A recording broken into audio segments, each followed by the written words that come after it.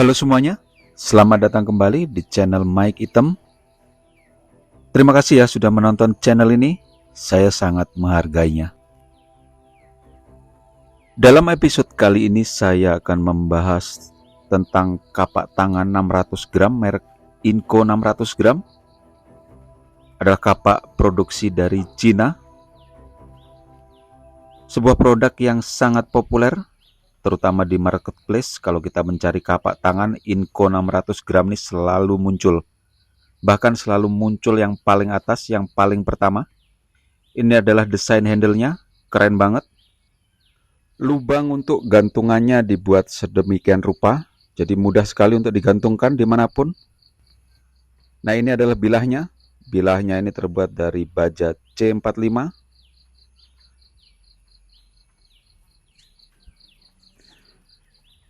Warna hitam ini adalah warna anodis dari bilah ini. Jadi bilah ini sebenarnya warnanya adalah warna baja di dalamnya, tapi bagian luar ini dianodis sedemikian rupa dengan warna hitam seperti ini. Maksud atau fungsi dari anodis kalau untuk bilah-bilah dari baja atau dari besi, pertama adalah untuk melindungi bilah atau media yang dianodis tersebut sehingga tidak mudah berkarat atau tidak mudah bereaksi dengan oksigen yang kemudian memicu karat atau memicu oksidasi dalam bentuk lainnya. Ini adalah produk yang baru saya beli di marketplace, jadi kelihatan sekali itu di mata bilahnya itu masih ada pengaman dari rubber atau dari karet. Dan kemudian handle dari Inco 600 gram ini adalah dari fiberglass. Tapi fiberglass yang dilapis atau dibalut dengan plastik dan rubber di bagian pangkalnya. Jadi sangat kuat sekali fiberglass ini.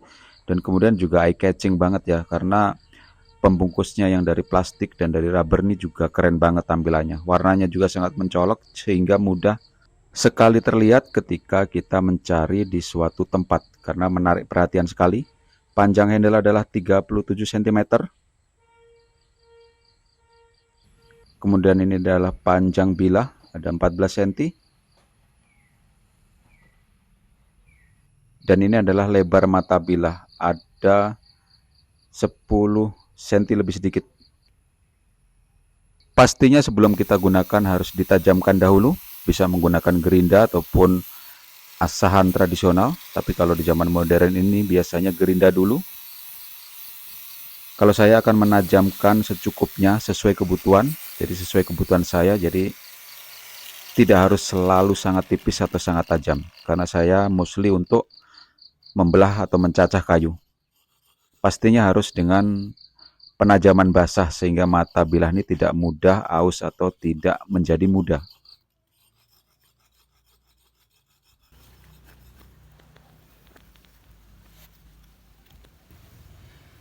Jadi ini saya mau ngetes kapak Inco 600 gram ini. Medianya ini ada kayu mahoni.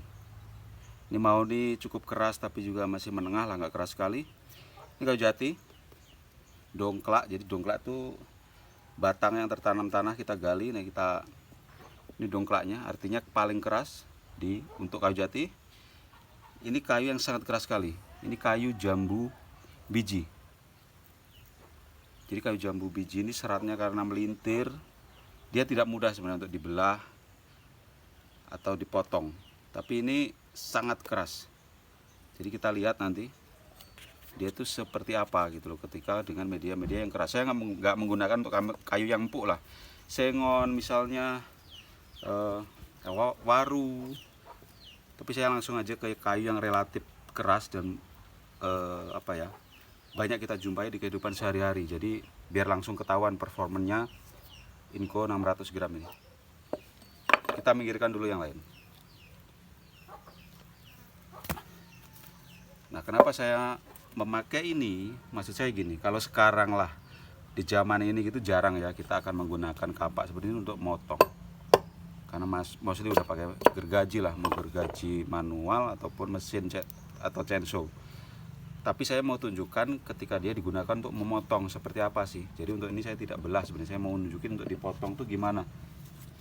Tapi ya kembali ke tadi ya teman-teman, saya tidak menajamkan ini, konteksnya ini untuk mengiris tapi untuk membelah, karena penggunaan saya kan untuk membelah kayu. Tapi kalau teman-teman mau sering menggunakan seperti ini, apalagi teman-teman yang di daerah untuk banyak memotong, ya monggo silahkan, ini lebih tipis, lebih langsam lagi. Tapi meski demikian, ini lebih saya tajamkan hanya untuk motong. Saya mau tunjukin bilah dia seperti apa. Ini kayunya kering, makanya seperti ini, bukan kayu basah ini ya.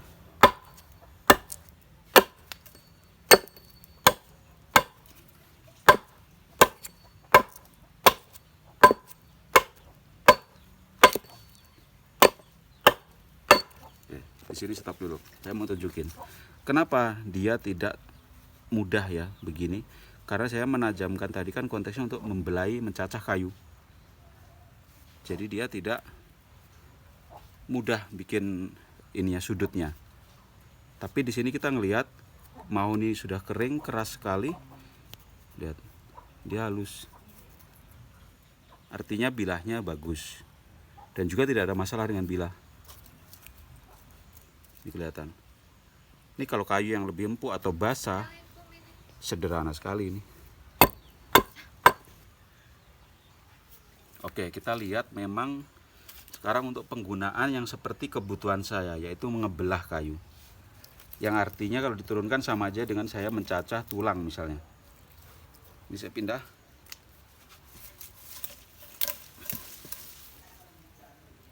Nah, ini kayu jati. Memang nggak terlalu kelihatan ya, tapi ini dongklak. Dongklak itu bagian pangkal pohon, jadi keras sekali. Saya nggak tahu seperti apa nanti. Di sini tidak ada setting, tidak ada pura-pura tipu-tipu. Dan satu lagi teman-teman, saya bukan bagian dari Inco. Saya cuma suka kapak. Tapi saya mau lihat performanya dengan saya tajamkan seperti kebutuhan saya untuk membelah kayu. Seperti apa dia? Oh ya, sorry, sebelum membelah ini kan ini panjangnya ini 37 tadi ya. Banyak kampak yang beredar di pasaran mostly itu cuma 35, jadi sekitar di sini. Tapi ini 37. Jadi relatif lebih panjang dibanding kapak yang lain. Dan kemudian handling. Dari awal gini belum dipakai enak. Memang lebih panjang. Tapi enak karena di sini ini gagalnya kan fiberglass. Fiberglass ini dikasih plastik, di sini ada rubber. Enak dia. Dipegang tuh nggak licin. Ini kerasa banget, enak. Dan juga di sini ini ada epoxy resin untuk lem. Jadi bilah ini kuat sekali ngikat handle ini. Jadi nggak khawatir lah untuk kalau kita power sekalipun tidak khawatir. Tapi kita lihat performanya bilah ini sekarang. Ke bilah aja ya, ke sini aja ya. Udah? Yuk. Lihat. Ini hentakan ini hantaman sedang. Saya tidak power sekali. Kenapa saya tidak power sekali? Apa ya? Saya pengen lihat dia segimana walaupun dengan tenaga sedang itu gimana membelah kayu yang relatif keras ini. Lihat ya, ini seperti ini.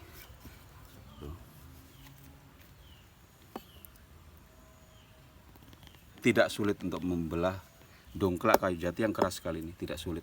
Artinya kalau power saya lebih besar, saya pakai power lebih besar, gampang. Artinya dia performanya bagus. Walaupun saya tidak tajamkan, sangat langsam.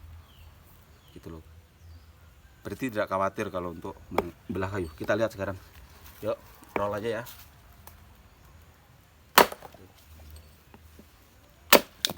Aduh, bubar.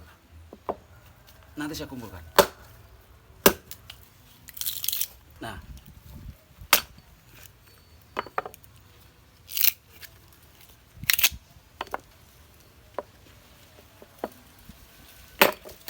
wes, jujur. Nah, oke, kita susun di sini aja. Ada yang loncat sudah.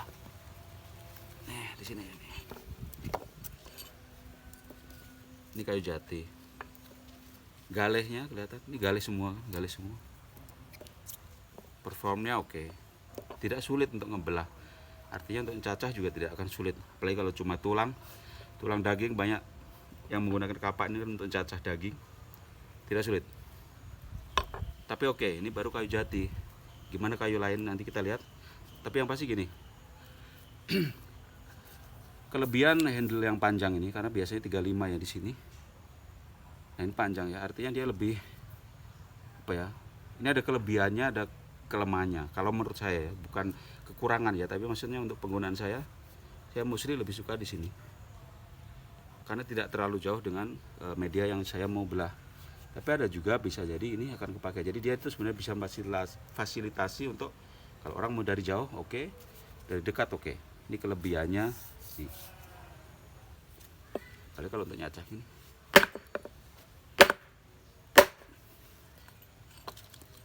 tidak sulit. Tidak sulit. Jadi oke bilahnya. Oh ya, senternya luar biasa ini. Senternya luar biasa, center banget. Center banget. Jadi keren. Oke, kita pindahkan ini.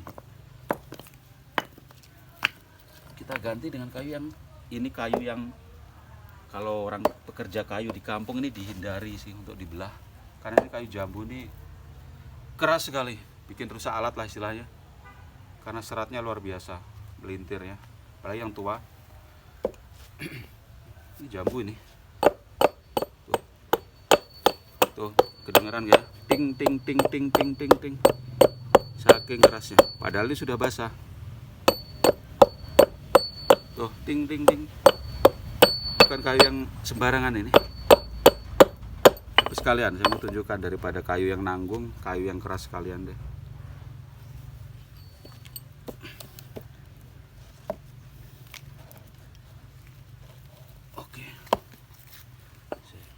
Oke, gini. Ya, roll aja ya. Bagian yang lapuk itu kebetulan ya. Ini juga lapuk. Oke, yang sini. Ini enggak lapuk. Enggak lapuk. Enggak lapuk.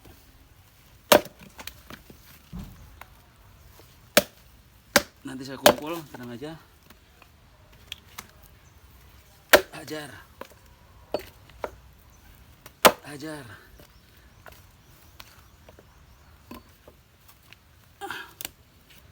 Nih lihat seratnya kayak gitu.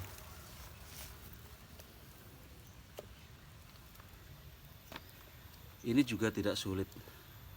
Padahal ini keras sekali kalau kayu jambu. Banyak dihindari kalau oleh orang-orang kalau belah kayu di kampung.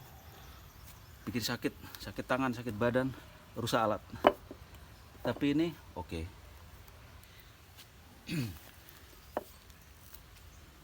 Lagi ya. Ada satu kayu, sorry. Ini ada satu kayu saya mau tunjukkan sekalian di sini. Kayu paling keras yang ada di, terutama di Jawa ini. Sebentar ya. Nah ini, kayunya cuma potongan kecil. Ini terakhir saya akan uji untuk kapak Inco 600 gram ini. Ini cuma potongan kecil, sisa sebenarnya kayu sisa, tapi ini adalah kayu sono keling atau rosewood. Salah satu kayu terkeras di dunia. Karena bisa 1000 kg per meter kubik kekerasannya. Ini semua tidak ada apa-apanya nih, semua ini dibanding ini. Nah kita lihat dia gimana. Bilah ini kita pakai ngantam sono keling yang sangat keras sekali ini. Ini bahkan tidak umum sebenarnya kalau untuk dibelah sebenarnya kayu ini. Tidak umum sekali. Bukan kayu yang untuk dibelah. Tapi saya menunjukin biar ketahuan ya dia mampu atau enggak. Karena ini sangat keras, ini lebih untuk mebel dan mebel kelas mahal sekali lah. Kita lihat ya. Oke, biar sini.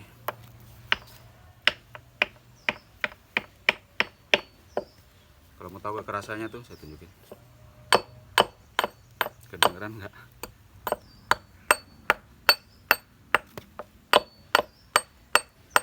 Segitu kerasnya. Padahal kecil sekali, ting ting ting ting. Oke, nggak bisa diulang karena saya nggak ada lagi bahan kalau untuk sono keling ini. Ajar, tuh kecil tapi diajar gimana pun nggak langsung bisa berak. Tuh, Kita ajar lagi ya, awas.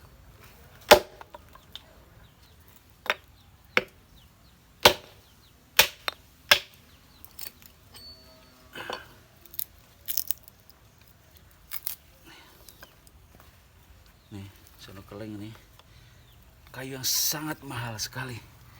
Sangat mahal, udah tambah sekali, jadi sangat mahal. Jutaan tuh satu pohon, bisa puluh, bisa ratus. Bisa, ya. Nggak masalah. Cuma memang apa ya, kalau pesan saya menggunakan ini tidak harus apa ya, harus lang steady. Steady itu gini, ngantem,nya tuh yang benar-benar yang terukur aja tenaganya, jangan terlalu ngoyo banget. Jadi biar kalau ada meleset, kalau belum terbiasa terutama, kalau ada meleset itu tidak bahaya buat kitanya.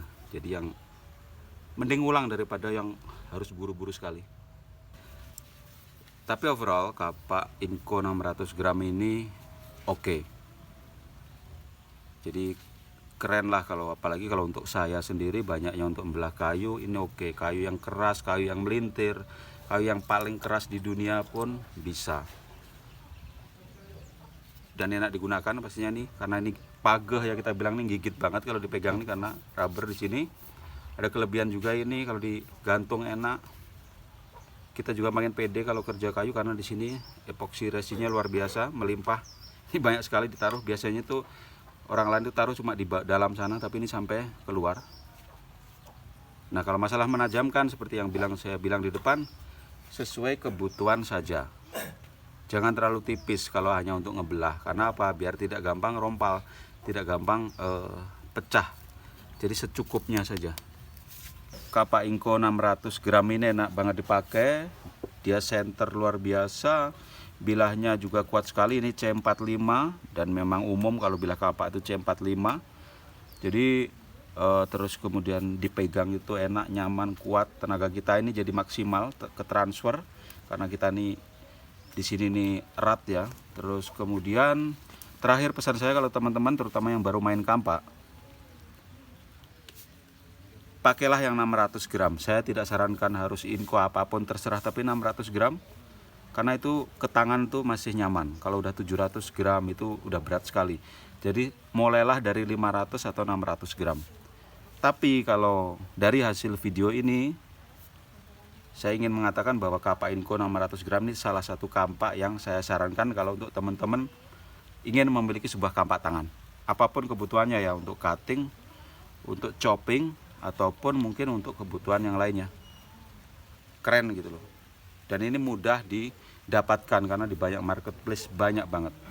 Sekali lagi saya bukan orang Inco, saya cuma user. Yang pasti ini salah satu kapak tangan yang recommended. Terima kasih ya sudah nonton. Jangan lupa like, subscribe, komen. Berkah dalam.